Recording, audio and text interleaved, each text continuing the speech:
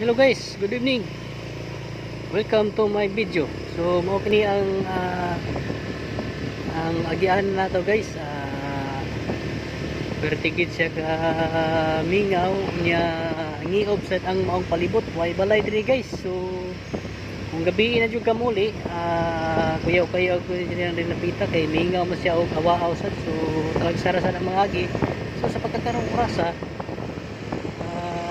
gud siya kanang kaning naapa sa mga gito kay sayo pa man ang maong takna sa kagabion. So kung mga alas 12 sa gabi guys, so pertikit pagka mingaw na dapita kung moagi ka niya ang libawot ang imong balibo, manindog ang imong tagpugo, murag mapid yun nimo nga naay mo sakay sa imong luyo kay mamugnaw man ang imong buko-buko.